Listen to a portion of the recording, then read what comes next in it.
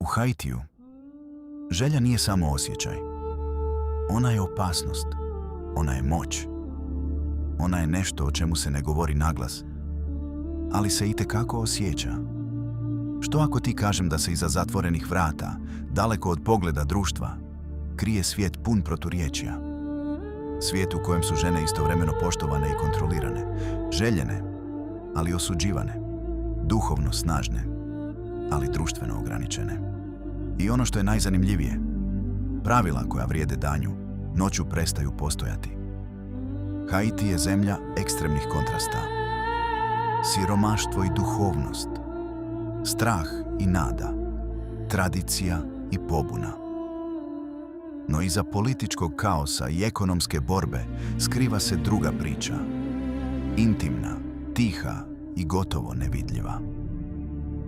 Priča o ženama, o njihovoj ulozi u društvu, o neizgovorenim pravilima, o željama koje se moraju skrivati i o moći koja dolazi iz mjesta gdje je nitko ne očekuje. Ovo nije priča koju ćeš čuti na vijestima. Ovo je priča iza zatvorenih vrata. Ako želiš još ovakvih priča, pretplati se i podrži kanal. U Haitiju žena odrasta s jasnim očekivanjima. Biti poslušna, biti odana, biti tiha. Društvo je oblikuje rano, kroz obitelj, kroz crkvu, kroz zajednicu. Majke uče kćeri kako se ponašati, kako gledati, kako govoriti. Ali rijetko ih uče kako razumjeti vlastite želje. Jer želja je nešto što mora biti kontrolirano. Ili barem, tako se govori javno. Danju, moral je jasan. Žena mora biti čedna, dostojanstvena, usmjerena na obitelj. No noću, stvarnost postaje složenija. U mnogim dijelovima Haitija brak nije uvijek romantična priča. On je sigurnost. On je preživljavanje. On je društveni ugovor. A emocije, one dolaze kasnije ili nikada. Mnoge žene ulaze u brak mlade, ponekad premlade, i uče brzo da ljubav nije uvijek prioritet. Prioritet je stabilnost, hrana, krov, sigurnost. Ali ispod tog sloja pragmatičnosti postoji nešto što se ne može u potpunosti utišati.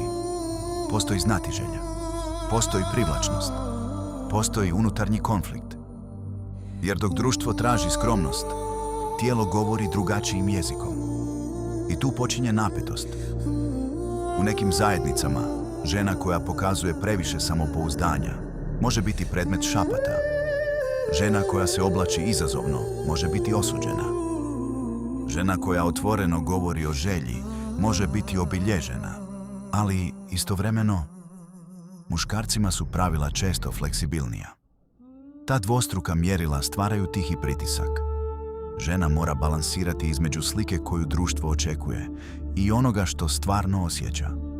Zanimljivo je da, unatoč svemu, haitijske žene nose snažnu unutarnju energiju. One su stup obitelji. One upravljaju kućanstvom. One donose emocionalnu stabilnost. I često, iza kulisa, one su te koje kontroliraju mnogo više nego što se čini. Ta skrivena moć nije uvijek vidljiva, ali je stvarna. U urbanim područjima stvari se polako mijenjaju. Društvene mreže otvaraju nove perspektive. Mlade žene vide drugačije modele života. Vide slobodu. Vide samostalnost. Vide žene koje govore bez straha. I to stvara unutarnju revoluciju. Neglasnu. Nedramatičnu. Ali duboku. Jer kada žena počne preispitivati pravila koja su joj nametnuta od djetinjstva, više ništa ne ostaje isto. No ta promjena nije jednostavna. Tradicionalna očekivanja su i dalje snažna. Religija ima ogroman utjecaj. Zajednica promatra. Obitelj pamti. I tako nastaje dvostruki život. Jedan za javnost, jedan za privatnost, jedan u kojem je žena tiha i prilagođena. I drugi, u kojem razmišlja, osjeća, mašta i propituje. U toj tišini krije se prava napetost. Jer pitanje nije samo kakva je uloga žene u Haitiju. Pravo pitanje je: što se događa kada želja prestane šutjeti? U javnosti pravila su jasna. Vjernost je svetinja. Brak je institucija. Žena mora biti lojalna, odana, nepokolebljiva Ali stvarnost nije uvijek tako jednostavna. U mnogim dijelovima Haitija odnosi su složeniji nego što se prikazuju.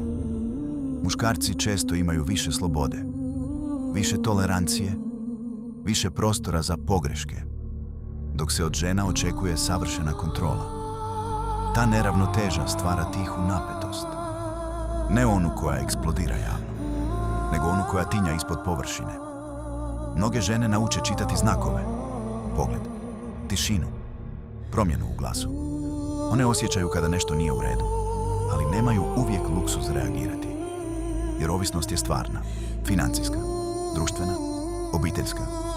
I tako nastaje neizgovoreni kompromis. Žena zna, muškarac šuti, zajednica ne pita, ali emocije ne nestaju. Ljubomora postaje unutarnja borba. Sumnja postaje tiha sjena, a samopouzdanje se polako troši. U takvom okruženju želja poprima drugačiji oblik. Ona postaje oprezna, skrivena, diskretna. Neke žene prihvaćaju pravila, neke ih potajno preispituju, a neke žive paralelne živote. Ne nužno kroz izdaju, nego kroz unutarnji svijet koji nitko ne vidi. Jer kada se osjećaji ne mogu slobodno izraziti, oni pronalaze druge puteve. Pogledi koji traju sekundu duže, razgovori koji imaju dvostruko značenje, fantazije koje ostaju samo u mislima. I tu dolazimo do još jednog sloja. U Haitiju duhovnost je snažno prisutna.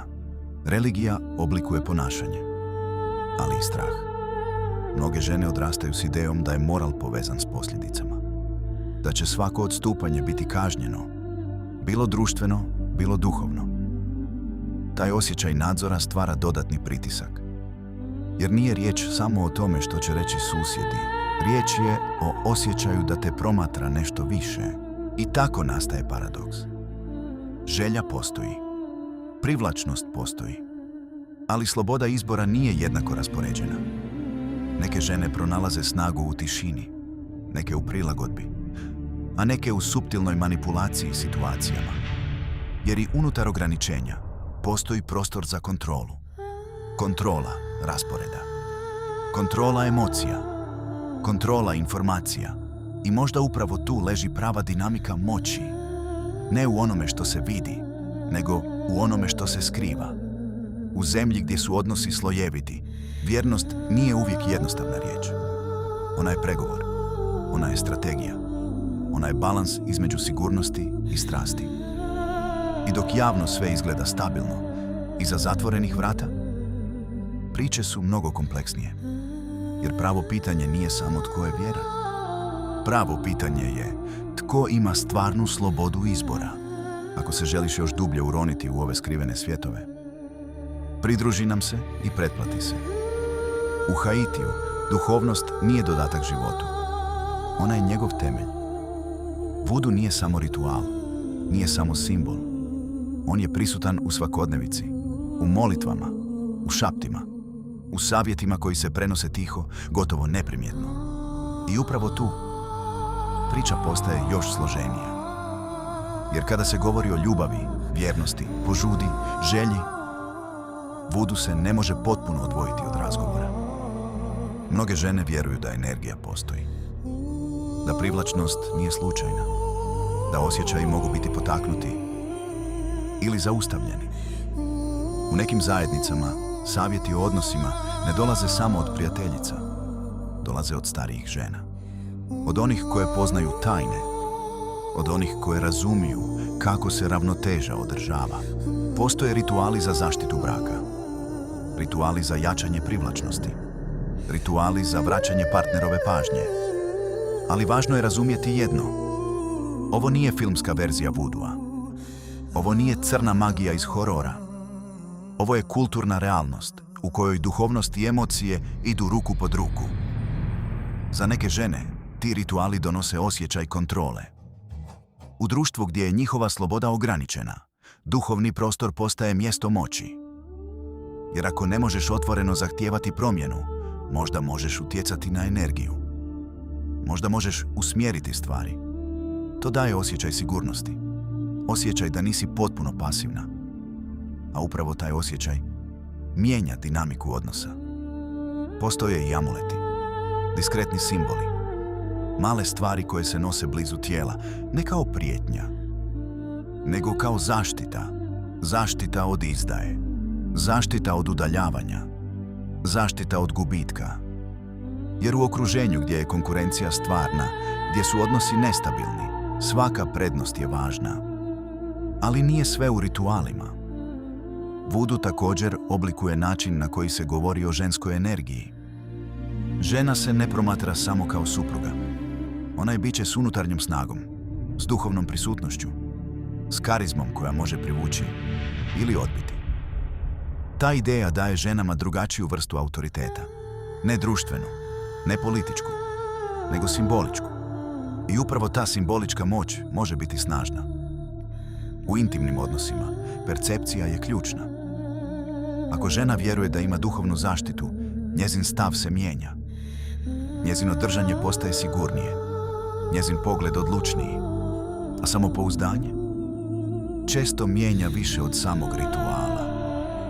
Naravno, postoje i oni koji vudu odbacuju. Mlade generacije ponekad ga smatraju zastarjelim.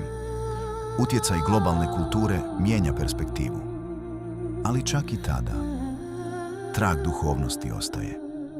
Jer Haiti je zemlja u kojoj su granice između vidljivog i nevidljivog tanke. A kada govorimo o želji, o strasti, o ljubomori, o kontroli, te granice postaju još tanje. Možda je zato odnos između duhovnosti i intime toliko fascinantan. Jer ne radi se samo o tome što se događa između dvoje ljudi. Radi se o uvjerenjima, o strahovima, o simbolima koji prate svaki pogled. I dok izvana sve izgleda kao običan odnos, ispod površine, postoji sloj značenja koji mnogi nikada ne vide. Jer u Haitiju ljubav nije samo emocija, ona je energija. A energija uvijek traži ravnotežu. U Haitiju se o mnogim stvarima govori otvoreno. O politici, o siromaštvu, o nasilju. Ali kada je riječ o ženskoj želji, nastaje tišina. Ne potpuna, ali dovoljna da poruka bude jasna. Postoje teme koje se izgovaraju šapatom. Postoje pitanja koja se ne postavljaju naglas. Postoje iskustva koja ostaju zaključana. Djevojke odrastaju uz upozorenja. Budi oprezna. Ne privlači pažnju. Ne daj povoda pričama. Jer reputacija je krhka, a glasine putuju brzo. U mnogim zajednicama žena je pod stalnim promatranjem. Susjedi primjećuju. Rođaci komentiraju. Crkva pamti. Taj osjećaj nadzora stvara unutarnju podjelu. Jedna verzija žene postoji za javnost, druga samo za nju. Javna verzija je smirena, usklađena s pravilima, pristojna. Privatna verzija je složenija. Ona postavlja pitanja, ona sumnja, ona mašta, ali taj unutarnji svijet rijetko izlazi na površinu. Jer rizik je stvaran. Žena koja previše govori o intimnim temama može biti etiketirana. Žena koja otvoreno pokazuje interes može biti pogrešno shvaćena. I tako nastaje kultura suzdržanosti. No suzdržanost ne znači odsutnost osjećaja. Naprotiv, što je pritisak veći, to je unutarnji dijalog glasniji. Mnoge žene razvijaju nevjerojatnu emocionalnu inteligenciju. One znaju kada šutjeti, kada se nasmijati, kada promijeniti temu. One znaju kako zaštititi sebe bez otvorenog sukoba. To je vještina preživljavanja. Ali istovremeno to je i teret. Jer stalno prilagođavanje iscrpljuje. U urbanim područjima promjene su vidljivije. Mlade žene prate globalne trendove. Vide drugačije modele odnosa. Vide žene koje otvoreno govore o autonomiji. Ali čak i tada tradicija ne nestaje. Ona se prilagođava. Društvene mreže otvaraju prostor za izražavanje, ali i za osudu. Jedna fotografija, jedan komentar, jedan pogrešan dojam i reputacija može biti dovedena u pitanje. Zato mnoge žene vode dvostruki život. Online, slobodnije. Offline, opreznije. To stvara unutarnji konflikt. Koliko mogu biti autentična? koliko je sigurno pokazati tko sam. Jer pitanje više nije samo o želji. Pitanje je o identitetu, o pravu na izbor. O pravu da budeš složena, bez da budeš osuđena. U takvom okruženju povjerenje postaje rijetko. Razgovori o intimnim temama vode se samo s najbližima, u malim krugovima, u sigurnim prostorima. I upravo u tim zatvorenim prostorima otkrivaju se stvarne misli.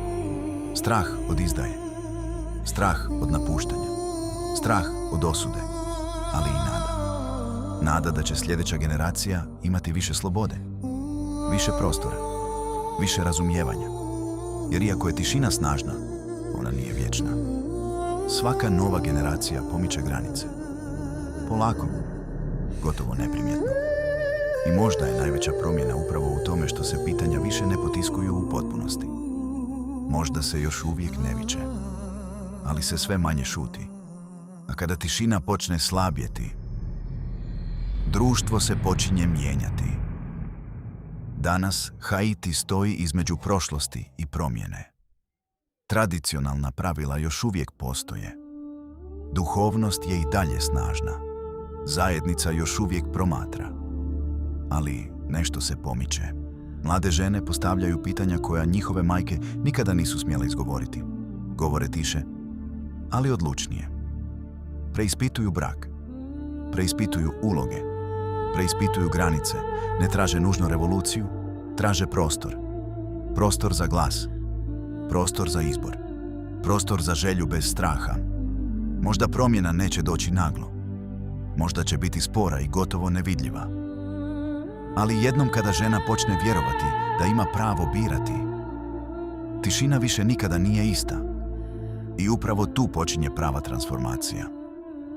Ako želiš otkriti još skrivenih istina iz svijeta, pretplati se i uključi obavijesti.